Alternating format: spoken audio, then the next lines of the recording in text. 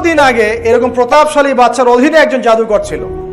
এই জাদুকরের যখন বয়সটা বুড়ো হয়ে গেল, তখন সে তার ওই বাচ্চাকে বলছে যে আমার তো বয়স শেষ, আমার এই বিশাল জ্ঞানগুলো কি করব, আমাকে একজন বালক এনে দিন, যেই বালককে আমি এসব জাদুবিদ্যা শিখিয়ে দিব। ওই যেরকম ছোট বাচ্চাদের মধ্যে একজন। তো এরকম একটা ফুটফুটে সুন্দর বাচ্চাকে খুঁজে বের করা হলো, যে বাচ্চাটা বিচক্ষণ। একে নিয়ে আসা হলো জাদুকরের কাছে। এবার জাদুকর তাকে জ্ঞান শিখায়, জাদু শিখায়। জাদু শিখাতে শিখাতে শিখাতে শিখাতে সে একটু পরিণত হচ্ছে, মানে কৈশোরে পদার্পণ করল। এখন সে যখন জাদু শিখতে আসে, আসার পথে রাস্তায় দেখে একজন পাদ্রী আছে। পাদ্রী মানে কি? পাদ্রী মানে দরবেশ, মানে যে আল্লাহ বিশ্বাস করে, হয়তো আগেকার আসমানি কিতাবে সে বিশ্বাস করত। এমন একজন পাদ্রীর সন্ধান সে পায়। সে ওই পাদ্রীর কাছে গিয়ে বসে। সেই পাদ্রী তাকে আসমানি কিতাবের যে মর্ম, যে বাণী, এগুলো শোনায়। তার কাছে খুব ভালো লাগে যে মাশাআল্লাহ, এটা ইমানের স্বাদ। যখন কোরআন শুনি আমাদের ভালো লাগে না, আসমানি কিতাব যখন শুনে তার কাছে ভালো লাগে। সে বলে যে আমি এটা শিখতে চাই। তখন এই পাদ্রী তাকে বলে, তুমি তো জাদু শিখতে যাও এই বাদশার দরবেশের কাছে, বাদশার জাদুকরের কাছে, যদি ওরা জানতে পারে তাহলে তো সমস্যা।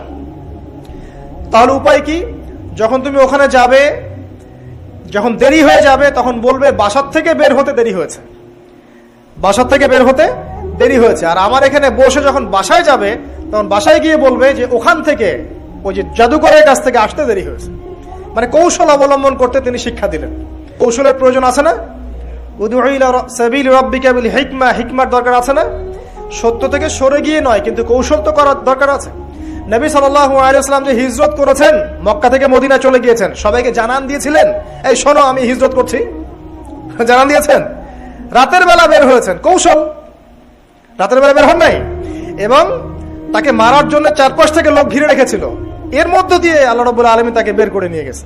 তিনি কি সবার সামনে ফেসবুকে জানান দিয়েছেন, এই দেখো আমরা বেরোচ্ছি? তো তোমরা তো কৌশলই বুঝো না দিনের কাজের। যে কাজ হবে 1%, আইওয়াশ হবে 99%। এখনকার এই যুগ, হ্যাঁ, দিনের কাজ হবে 1%, আইওয়াশ শোডাউনই বেশি। এই শোডাউন করতে করতে মানুষের চোখ লাগে, যত চোখ লাগে তত সমস্যা সৃষ্টি হয়, এবং আস্তে আস্তে আস্তে আস্তে দিনের দায়রা মাইনাস হতে থাকে। এই যে এই বিষয়টার পিছনে তোমরাও দায়ী, কৌশল তো বোঝো না। তো স্মার্ট এবং বিচক্ষণ মুসলিমদের বড় অভাব আছে এখন পৃথিবীতে। যতক্ষণ পর্যন্ত বিচক্ষণতা অর্জিত হচ্ছে না, ততক্ষণ পর্যন্ত ইসলামের বিজয় হচ্ছে না, এটা মাথায় রাখেন। তারপর সামনে যান। এবার এই বাচ্চা খুব সুন্দর করে ব্যালেন্স করলো, একবার এখানে যায়, একবার ওখানে যায়। এই করতে করতে ওই যে জাদুকরের ইন্তেকাল হয়ে গেল, মারা গেল জাদুকর। এবার এই বাচ্চার কাছে মাশাআল্লাহ অনেক এলেম কালাম আছে। এদিকে সে পাদ্রীর জ্ঞানে দীক্ষিত হচ্ছে। দীক্ষিত হতে হতে তার মধ্যে আল্লাহ পাকের প্রতি একটা পরিপূর্ণ ঈমান চলে আসে। সে মুসলিম হয়ে গেল, আলহামদুলিল্লাহ। তো মুসলিম হওয়ার পরে একদিন সে যখন বাচ্চার কাছে যাচ্ছে, রাস্তায় একটা বিশাল জন্তু দেখা যাচ্ছে। বিশাল জন্তু, কিরকম জন্তু আমরা জানি না। ঠিক ওই যে দাব্বাতুল আরদ সামনে বের হবে, কিয়ামতের 10টা নিদর্শন আছে বড় বড়। তার মধ্যে একটা হচ্ছে দাব্বাতুল আরদ, জমিন থেকে ফুড়ে একটা প্রাণী বের হবে। আর এখন মানুষ এগুলো বিশ্বাস করবে না, আমি জানি। 2 দিন পর নাসা যখন বলবে তখন বিশ্বাস করবে। কথা কি বুঝতে পারছেন? তবে প্রাণী এই পৃথিবীর নিচে আছে। রাসূল সাল্লাল্লাহু আলাইহি ওয়াসাল্লাম বলেছেন 10টা আলামত না আসা পর্যন্ত কিয়ামত হবেই না। তার মধ্যে একটা হচ্ছে দাব্বাতুল আরদ, জমিন থেকে একটা প্রাণী বের হবে। এবং এই প্রাণী শুধু বেরই হবে না, মানুষের সাথে কথাবার্তা বলবে। এবার মানুষের সাথে কথা বলবে প্রাণী। বিশ্বাস করছেন? এখন বিশ্বাস করছেন না জানি, কিন্তু প্রাণী মানুষের সাথে কথা বলবে। আল্লাহ পাক বলাতে পারেন না? পারে।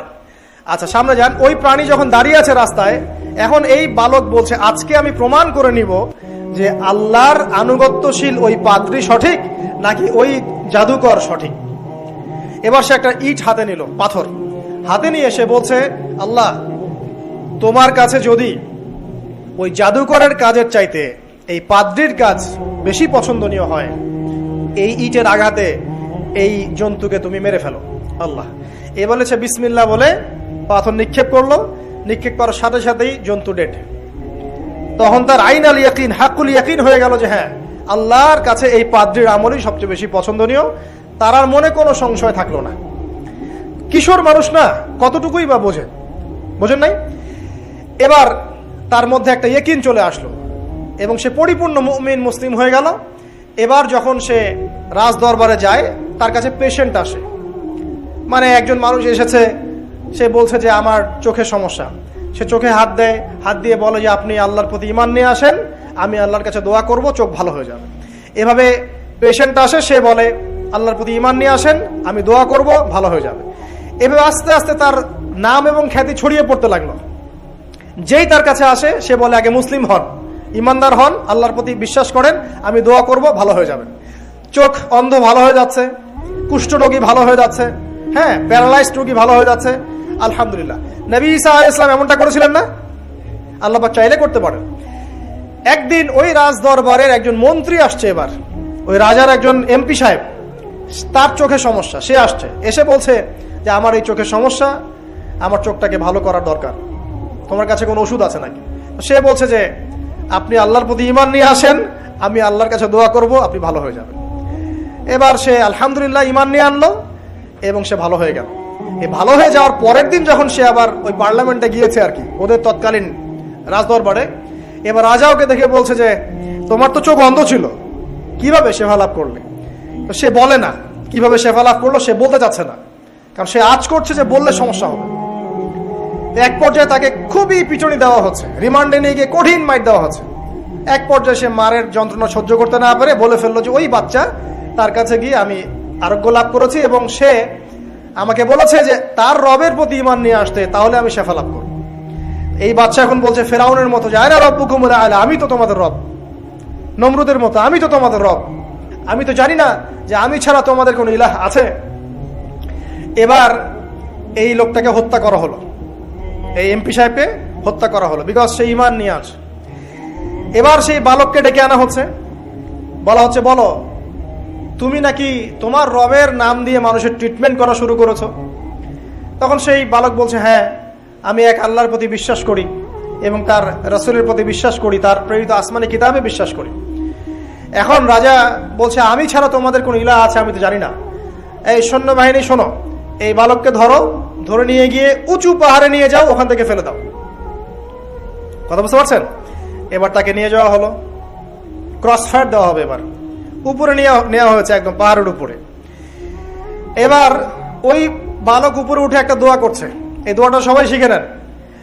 ওই বালক উপরে উঠে দোয়া করছে আল্লাহুম্মা কফিনিহিম বিমা শি'তা, আল্লাহুম্মা কফিনিহিম বিমা শি'তা, আল্লাহুম্মা কফিনিহিম বিমা শি'তা। পাহাড় থরথর করে কাঁপা শুরু করলো এবং ওই সৈন্যবাহিনী পাহাড় থেকে পড়ে গেল, বালকের কিচ্ছু হলো না। আমি কিন্তু বানোয়াট কোনো গল্প বলছি না, এটা কোরআন থেকে বলছি এবং এটা তাফসীর, আপনি যে কোনো তাফসীর পড়েন, মারিফুল কোরআন, তাফসীর ইবনে কাসির, জালালাইন পড়ে দেখেন, পড়ে দেখেন আমার সাথে ডিবেট করার আগে। এবার সে বালক হেঁটে হেঁটে চলে আসলো রাজদরবারে। আবার কি ব্যাপার, তুমি মরো নাই? না, আল্লাহ আমাকে বাঁচিয়েছেন, আমার রব আমাকে বাঁচিয়েছেন। আবার পাঠানো হচ্ছে আরেক দল সেনাবাহিনীকে নিয়ে, যাও এবার ওকে সমুদ্রে নিয়ে যাও, সমুদ্রের মাছ সমুদ্রে ডুবিয়ে দিবে একদম। আবার সে ওখানে গিয়ে বলল আল্লাহুম্মা কফিনিহিম বিমা শি'তা, হে আল্লাহ, অর্থ হচ্ছে হে আল্লাহ, আমার বিপক্ষে যারা আছে আপনি যা দিয়ে ইচ্ছা ওদের বিরুদ্ধে আমাকে সাহায্য করেন। অর্থটা হচ্ছে এমন, আল্লাহুম্মা কফিনিহিম বিমা শি'তা, আল্লাহ আপনি আমার জন্য যথেষ্ট হয়ে যান, ওদের বিরুদ্ধে আমার জন্য যথেষ্ট হয়ে যান, যা ইচ্ছা তাই দিয়ে আপনি হেদায়েত করুন, মানে আমাকে হেফাজত করুন। ঠিক আছে, আল্লাহুম্মা কফিনিহিম বিমা শি'তা, ছোট্ট দোয়া। এবার ওই সমুদ্র উত্তাল হওয়া শুরু করলো এবং ওরা জাহাজ থেকে পড়ে গেল। এই বাচ্চা সেফলি আবার চলে আসলো রাজদরবারে। বিশ্বাস করছেন না? চলে আসলো। এবার আসার পরে বলছে শোনেন, আমাকে এভাবে মারতে পারবেন না, আমাকে এইভাবে মারা যাবে না, আমি আপনাদেরকে বলে দিচ্ছি কিভাবে আপনি আমাকে মারতে পারবেন। তো বাচ্চা বলছে কিভাবে মারতে পারবো বলো। তখন সেই বাচ্চাটা বলছে যে আপনি সমস্ত এলাকার মানুষকে এক জায়গায় জড়ো করবেন, মানে পুরো নেশনের যত মানুষ সবাইকে একটা মাঠে নিয়ে আসবেন, মাঠের মাঝখানে একটা গাছ রোপণ করবেন বা একটা কিছু স্তম্ভ নির্মাণ করবেন, সেখানে আমাকে বেঁধে ফেলবেন। বেঁধে ফেলার পরে আমার এই ধনুক থেকে একটা তীর বের করবেন, তীর বের করে আপনি নিজ হাতে এই তীরটাকে নিশানা দিবেন, দিয়ে বলবেন বিসমিল্লাহ, আল্লাহর নামে, বিসমিল্লাহ, আল্লাহর নামে, বিসমিল্লাহি রব্বি হাযাল গোলাম বলে ছুড়বেন। অর্থ হচ্ছে আমি এই বাচ্চার রব আল্লাহর নামে তীর ছুড়লাম, এটা বলে তীরটা নিক্ষেপ করবেন, তাহলে আমি মরবো, তার আগে মরবো না। কথা কি বুঝতে পারছি? এবার তাই করা হলো, সমস্ত এলাকার মানুষকে এখানে জড়ো করা হলো। কথাটা ভালো করে বোঝেন।